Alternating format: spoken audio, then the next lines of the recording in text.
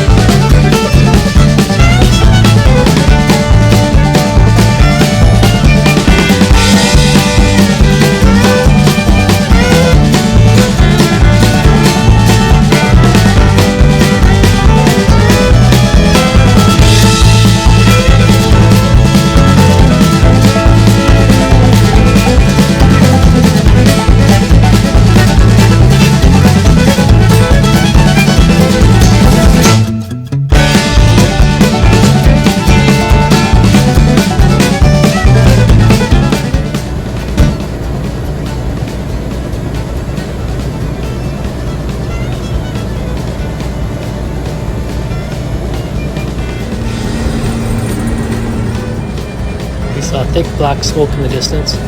Turns out a wheat field was on fire. 5 fire departments were called.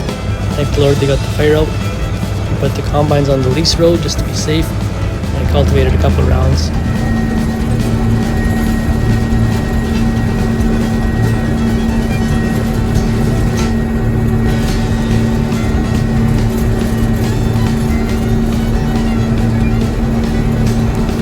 Here we are on the last pass of Harvest 2022. Thank you, Jesus, for your blessings.